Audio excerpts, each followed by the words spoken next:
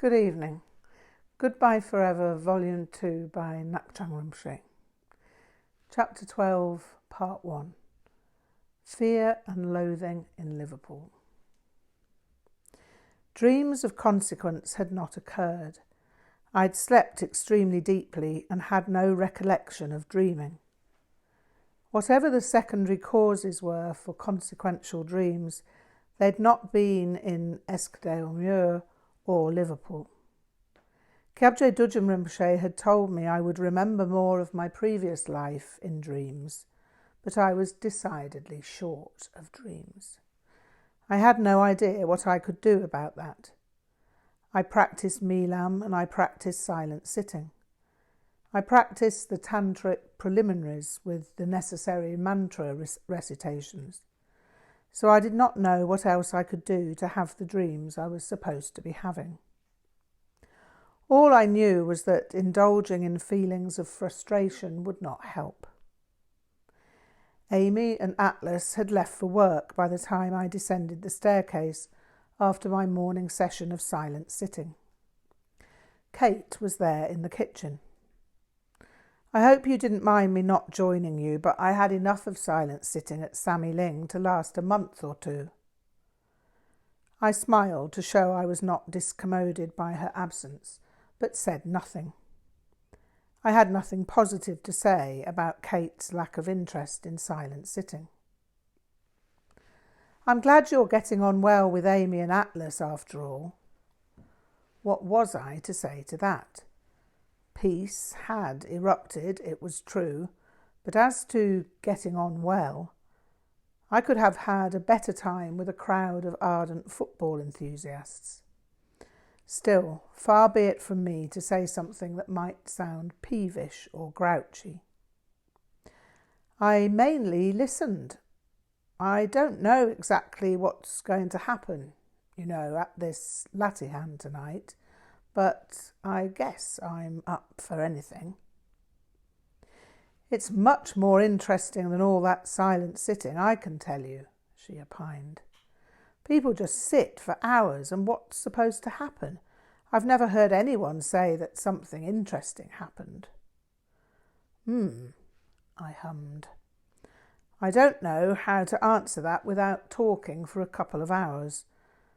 I suppose I could make a parallel and say people just live for years and years, and what's supposed to happen? I've never heard anyone say that something interesting happened. At least not something that anyone else couldn't say. I don't get that.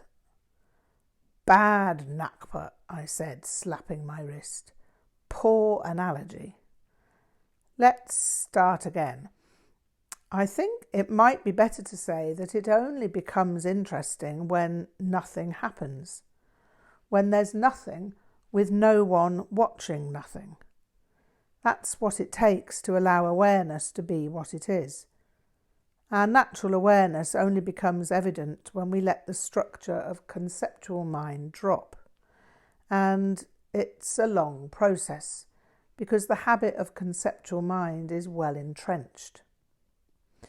Yes, I can see that, but as you say, it's a long process, and Latihan shortcuts all that. Well, I'm open to seeing what happens, I replied, feeling that I'd just talked to the wall. Then I noticed the electric guitar propped up against the wall. Who plays? No one. It belongs to Atlas. He started learning to play once, but gave up because he felt it wasn't his way to God. Now we keep it so that anyone can play who comes here. Right, not his way to God. Well, PE wasn't mine, but I could at least admit to having no competence with kicking a ball round a muddy field with a lummox of sweating boys. Would he, I almost said, would God, but censored my own sarcasm. Would he mind if I put a different tuning on it? I'm sure that would be fine. As I said, he gave up trying to learn and he hasn't picked it up for 2 years at least. I took a look at the guitar. It was some unrecognisable make, like a Stratocaster. Luckily, it had an appallingly high action and surprising heavy gauge strings. I'm not surprised that Atlas gave up playing this thing. You'd need to be Charles Atlas to hold a chord down on this. Atlas bought it like that from an ad in the papers, I think. Ah, that would account for it. Guitars are sold with medium gauge strings, so someone must have fancied these hawsers. They're good for blues if you have the finger strength and calluses for the job, but you wouldn't want to learn with strings like these. Did Atlas take any lessons? I don't know. Why'd you ask? Well, a guitar teacher would have advised him to change the strings and probably would have adjusted the truss rod for him to take the action down. For me, however, it's perfect. I can play lap slide on this thing. I set about tuning it in open A. The amplifier was only a 25-watt model, but it had a reverb control. This was better. I was going to have some fun at last. I started off into a slow swamp blues slide, and Kate came over, grinning. That's amazing! Amy and Atlas will be really excited about this. You'll be able to play this in the Latihan. I thought Latihan was supposed to be spontaneous. Yes, and it will be. I mean, just because you know the guitar's there doesn't mean you can't pick it up spontaneously, does it? No, I suppose not. I wasn't going to get logical at this point. If I could sit playing guitar rather than goof around like a zombie, urged by the will of a putative, omniscient, omnipotent, omnipresent, omnivorous, uncreated creator deity, then all the better. I decided I'd like to see the cavern, in spite of the fact that there was nothing much to be seen, and because I felt in need of stretching my limbs. Kate was right, there was nothing much to be seen, but I felt as if I had fulfilled some sort of sacred duty. It was also good to experience the reality of Liverpool after the unreality of the previous evening. It was a pleasant day in Liverpool, and I settled into a sense of nominative normality. Kate was pleasant company and said nothing gauzy about God to make me wince. I only ever winced internally on the subject in any case, but I just never knew how to respond when people talked about surrendering to the divine, apart from, well, good for you, keep it up. I never said that out loud, but the words always ran through my mind. So, I ventured after a while, Latihan and Amy's take on organised religion. Can I ask how that fits with your having been at Sammy Ling? Yeah, well, Amy thinks I should be free to try things out like she did. There's no point in accepting Latihan as the path if I've never looked at anything else. Amy's read books on all religions for years, since right back to when she was a child. She's read everything there is to read about every religion, so she knows she doesn't have to do anything else. You see, she didn't find God through religion.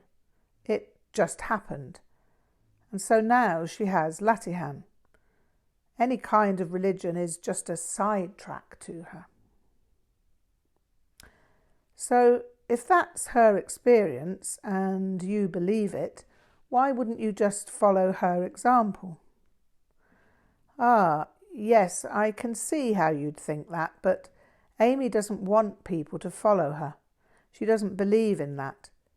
She believes that gurus teach by example and through Shaktipat, That's like a Tibetan Buddhist initiation, but without any of the ritual.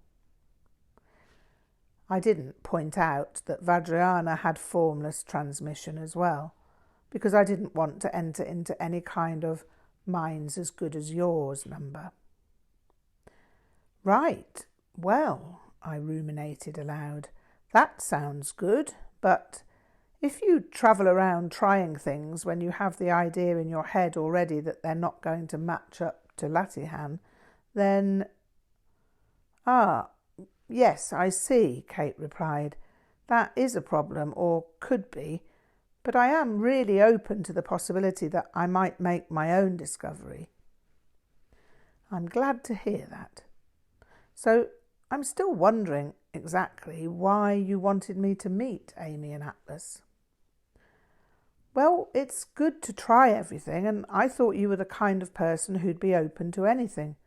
You seemed like that to me, especially after all that larking around in the river with Jan and Dot. You seemed a free spirit, and that's what Amy and Atlas are. Yeah, I laughed.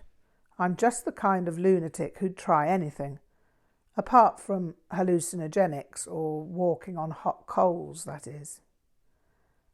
Oh, Kate responded, evidently slightly troubled. I didn't know that you don't... I mean, not even dope. Not even dope. You seem very rigid about that. Like a steel transom, yes. Amy says it's not good to be rigid. She may well say that, but Amy's not my teacher, is she? There's no reason why she shouldn't be. She's enlightened. That's as may be. I don't know that from my own experience. There is every reason why she shouldn't be my teacher, however, but the reasons have nothing to do with whether she's enlightened or not.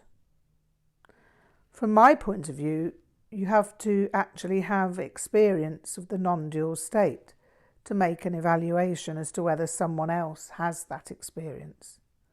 Otherwise, how would you judge? Oh, I'd never thought of that. So I'm not saying that Amy isn't enlightened, but I can't accept that she is simply because you tell me she is. That's your experience, it's not my experience.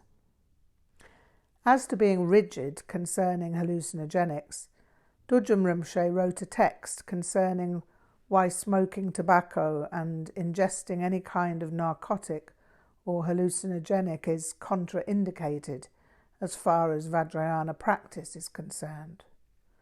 So, as Düd'jom Rinpoche is my teacher, and as I choose to view him as being or dwelling in the non-dual state, I find my rigidity to be entirely fluid. I see. So you really are very much in this system. I suppose I should have known that from the robes and all that. Yes, I never tried to give the impression that I was some kind of wild card, ready to jump in any new direction. My direction was fixed back in 1971, and I'm really happy with my choice, so maybe I'll skip the Latihan. Ah, I see. Well, we always use something at the Latihan. As it's the summer, we have pixie caps, psilocybin, and when those run out, we use ganja. We don't smoke the ganja because Amy says the same as Düd'jom Rinpoche about that smoking's really bad for you unless you're a sadhu, because they can transform it. But we have hash cakes, you know. Well, sorry about that, but I have to draw the line there. As I said, I can always take the evening out and see a film or something. I wouldn't expect Amy to change the rules of the game for me. I'm quite happy to skip Latihan. I think it would put Amy in an uncomfortable position if you went out to see a film. I think she'd definitely prefer to make an exception for you. She wouldn't want you to do something that was against your principles. But then there'd be Atlas. Yes, Kate responded with some surprise. How did you work that out? Well, don't take this amiss. I like Amy well enough. Atlas, I'm sorry to have to say this, but Atlas isn't a person Sorry, is it all right just to say that I don't like him? I don't think you've given him a chance. Kate, what I observed of him last night is really quite enough for me to have come to a conclusion. You sound very superior, you know. You only met him yesterday. Yes, I don't mean to sound superior, and I know that sounds entirely false because, in a way, I suppose I am being superior. It's just that there's obviously a great difference between him and Amy. Or don't you see it that way? Yes, Kate sighed. I see it that way too. Sorry for accusing you of being superior. I do see what you mean. And it's not that I don't know that Atlas is a little selfish in some ways. And he was rude to you last night. I did see that. So did Amy, and she told him he was rude. But then he did stop being like that, didn't he? I mean, when he came out of his room again. Yes, he did, but he was quite sullen for the rest of the evening. He didn't exactly become the bon vivant or whatever. So you hold that against him? No, I don't like to hold anything against anyone. I just like to be with people whose company I enjoy to the same degree they enjoy mine. It's all right by me if Atlas doesn't like me, you know. I quite accept that he may find me quite obnoxious. I think that being an atheist causes offence in and of itself to theists. I'd not usually make a thing of it, but when people bring God into the picture and build an argument around it, then an atheist has no alternative but to lay that card on the table. It depends what people mean by God, though. Amy and Atlas don't mean God the way the Christians mean God. They mean the one force of the universe that's in everything and in us, like we're all part of God and everything is one.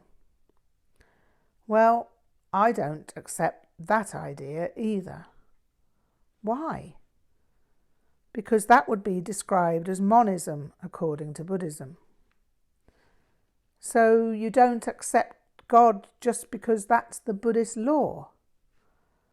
No, I laughed, not just because it's the Buddhist law. There is no law about it, and I don't accept anything on blind faith. I simply have no faith in monism, because monism is a narrow vision of reality. I don't believe in dualism either, nor nihilism, nor eternalism. And I don't think I ought to go any further, or I'll have to give a whole discourse on it, and that might be horribly boring. I'm not trying to convince you of anything either. If the idea of God is helpful to you, then that's fine by me. I think the idea can be helpful, especially if it helps people to be kinder, more tolerant and generous. Right, I see. Well, you sound like you've got it all worked out then. Not at all, but enough to be going on with. And I'm not shut off, as you can see. I'm here and more or less open to what happens this evening.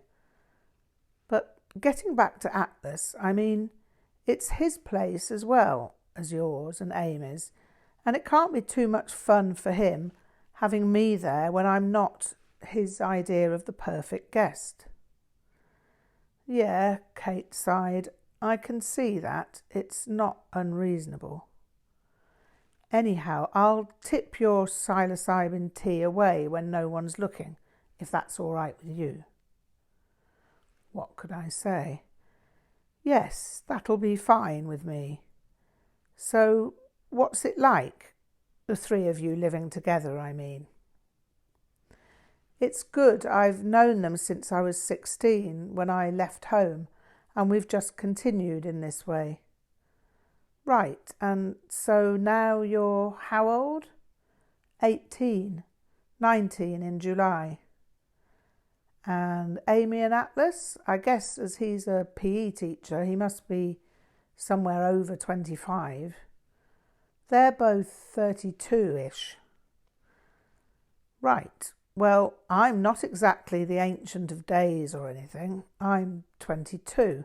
But your being 18 makes me feel, well, almost paternal. Age is irrelevant, Kate retorted rather crisply. Yes, I didn't mean anything condescending by that. I know that age is arbitrary when it comes to how mature a person is. Atlas, for example, seems younger than you in terms of maturity. I'd put his emotional age... I stopped myself before saying 12. Well, I'm no expert on such things. Sorry, didn't mean to snap. No problem, I can understand your reaction. I'd be the same if someone brought my age into a discussion. But I'm just a little concerned that those two are as influential with you as they are. They're a decade older than you. 14 years, to be precise. All right, I laughed. Arithmetic never was my strong point, but I was meaning that more in terms of a significant measure of time. And so, having been alive for that much longer, especially at around our age, makes a big difference. I mean, look at how I related to Jan. She's more than a decade older than me. I deliberately failed to be accurate. And she obviously had some clout by virtue of that. I know I held my own in relation to her, but I was always aware that she had some sort of edge on me. She didn't use it against me in any way, apart from giving me a good run for my money with teasing. But a person that much older does have some power, you know. I think you might do well to be aware of that, especially with Atlas. Amy seems quite gentle and caring, but Atlas, I'm just not sure about him. He worries me in relation to you. They've been very good to me, you know. They took me in when my stepfather started trying it on with me. My mother said it was all right for me to go and live with Amy and Atlas because it was causing a problem, me being at home, and she's continued to support me financially, so it all worked out well for everyone. They've been like parents then, in a way. In a way, yes. I left school and went to tech instead to get some A-levels, and Amy and Atlas helped me with all that. Then they helped me with my application to teacher training college, so I'm as certain as I can be that they have both my best interests at heart. Right, well, that's unusual, but it seems to have worked out well so far. Kate sighed a somewhat resentful sigh. You still sound as if you're suspicious of Atlas. Yes, I'd be lying if I said I wasn't. I can't just tell you I think Atlas is a stalwart and gallant gentleman just to please you, can I? No, but it seems you're suspicious after having known him for one evening. I think that's a little much, actually. Sorry, maybe you're right. I just have an uneasy feeling, that's all. I don't usually sum people up that quickly, but people aren't usually as easy to read as Atlas. He just seems immature and, well, manipulative. All I can say is look after yourself and don't be drawn into anything against your will. I think I'm perfectly capable of looking after myself, she snapped. Sorry again. I can see you can give as good as you get, with me at least. Maybe I'm just an interfering busybody, but I mean well. Yes, sorry, I know that. Before you came down here, I thought, I don't know. It seemed that I knew what was going on. Now I feel a bit confused. Life has just rolled on since I started living with Amy and Atlas. I've never really thought much about the future. Thinking about the future, well, that seems like a conventional materialistic approach, and I want to avoid that. Yes, I can see that, but I'm hardly Mr. Normal, and I take account of the future. What'll happen when a gentleman appears in your life? Right, I do wonder about that. Something passed across Kate's face at this point. That's a difficult question, really. You see, Atlas has always hoped I'd fancy him and we'd all live together, but it's just never happened. I mean, you can't just fancy someone because it would make things work out well, can you? No, well, I couldn't anyway. That's maybe what I was worrying about, with Atlas, I mean. Right, I have to say this, but it unnerved me a bit when you warned me about Atlas. That's why I snapped at you. I'm sorry about that. It was like you were reading my mind or something. That's not some sort of Ngakpa thing, is it? No, I laughed.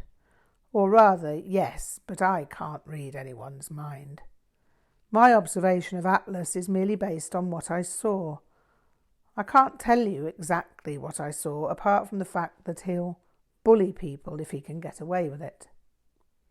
He attempted to bully me, as you must have seen, but I don't exactly allow myself to be bullied, even though I don't respond angrily. Yeah, Atlas did think you were angry, didn't he? I wonder why. Because I wasn't intimidated by him. He expected me to be intimidated, and it threw him when I didn't respond as he expected. In a dog-eat-dog world, you're either top dog or underdog. If you can't intimidate, you feel intimidated. That's my reading of why he projected anger onto me. I'm not saying I had no reaction to Atlas's rudeness, but it wasn't anger. I'm afraid to say it was merely ennui. Ennui?